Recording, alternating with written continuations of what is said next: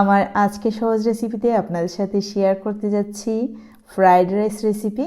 খুবই ইজি ওয়েতে আমি তৈরি করে দেখাবো, আশা করি আপনাদের অনেক ভালো লাগবে। তো এখানে আমি নিয়ে নিচ্ছি প্রায় 1.5 কাপ পরিমাণ বাসমতি রাইস, অথবা এইখানে ইউজ করতে পারেন পোলাওয়ের চাল। তো যাই হোক, যদি বেশি খেতে মন চায় আপনারা যে কোনো চাল দিয়ে করে নিতে পারেন, যেটা আমি বাসায় করে থাকি। নর্মালি আতপ চাল বা সেদ্ধ চাল যেই চাইলেই হোক না কেন, আমি কিন্তু মাঝে মধ্যে যে কোনো চাল যেটা ঘরে থাকে সেইটা দিয়েই করে খাই। আমি আমার কথা বললাম, আপনারা অবশ্যই আপনাদের পছন্দ মতো করে নিতে পারেন। তো দেখতে পাচ্ছেন আমি চালটাকে খুব ভালো করে ধুয়ে নিলাম, আর এইখানে পানিযুক্ত একটি প্যানে 1/2 টেবিল স্পুন অরিগানো দিয়ে দিলাম, আর দিয়ে দিলাম স্বাদ মতো লবণ। তারপর দিয়ে দিলাম 4-5টা এলাচ এবং অরিগানোর স্মেল একসাথে হয়ে খুব সুন্দর একটি ফ্লেভার আসে। আপনাদের কাছে থাকলে অবশ্যই দিবেন, না থাকলে স্কিপ করতে পারেন। তো আমি চালটাও দিয়ে দিলাম, আর দিয়ে দিচ্ছি 2 থেকে 3 টেবিল চামচ পরিমাণে তেল। এইখানে তেল ইউজ করার কারণ আশা করি আমরা কম বেশ সবাই জানি, ভাতগুলা অথবা পাস্তাতে দিলে পাস্তাগুলো একটু ঝরঝরে থাকে। এখন চালটাকে কন্টিনিউ নেড়ে চেড়ে চুলার আগুন মিডিয়াম টু হাই ফ্লেমেতে রেখে প্রায় 95%-এর মতো সেদ্ধ করে নিতে হবে। আর যখন বুঝবেন সাইড থেকে ঠিক এইরকম ফেনা হয়ে আসছে, ঠিক তখনই কিন্তু স্ট্রেইনারে ঝরিয়ে নিতে হবে। তো আমি আরেকটি প্যান বসিয়ে দিলাম, আর দিয়ে দিলাম প্রায় 120 গ্রামের মতো বাটার। এইখানে আপনারা তেল বা ঘিও ইউজ করতে পারেন, তাতে কোনো প্রবলেম নেই। তো বাটারটা যখন গলে আসবে তখনই আমি দিয়ে দিচ্ছি প্রায় 1 কাপ পরিমাণে ফুলকপি আর 1/2 কাপ পরিমাণে বিনস। দেখতে পাচ্ছেন লং বিনস আমি খুব ছোট ছোট টুকরো করে দিয়েছি, আপনারা আপনাদের পছন্দ মতো টুকরো করে নিতে পারেন।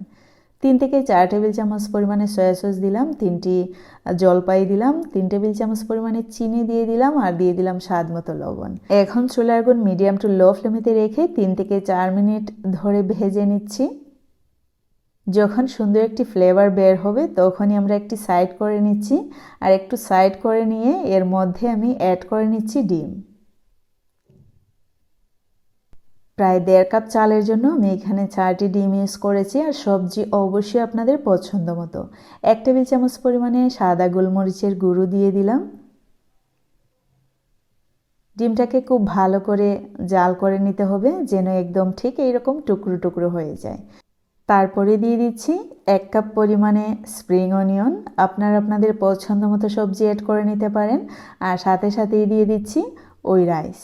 আর হ্যাঁ, চালটাকে কিন্তু আমি আগে থেকেই প্রায় 20 মিনিটের মতো ভিজিয়ে রেখেছিলাম, তারপরে পানি ঝরিয়ে সেদ্ধ করে নিয়েছিলাম। ঠিক এই পর্যায়ে চুলার আগুন মিডিয়াম টু হাই ফ্লেমেতে রেখে 3 থেকে 4 মিনিটের মতো ভেজে নেব।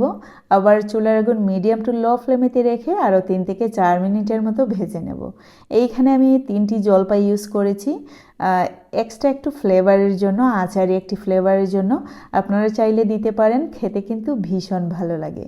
এইরকম ফ্রাইড রাইস থাকলে আসলেই ঘরে আর কিছুর দরকার হয় না।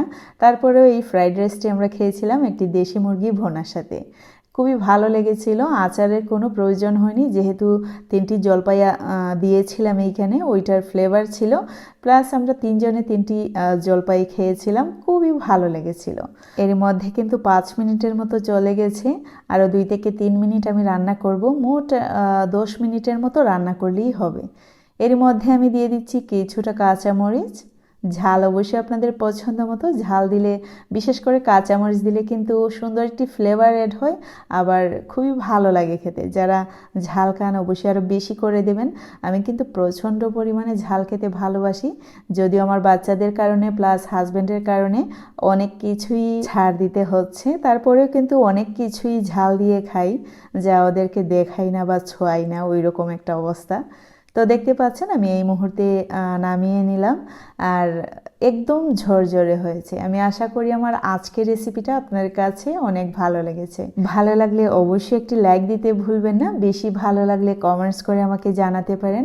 আমি কিন্তু অনেক উৎসাহিত হব আপনাদের কমেন্টস পড়ে, আমার খুবই ভালো লাগে আপনাদের সিঙ্গল একটি কমেন্টস পড়তেও।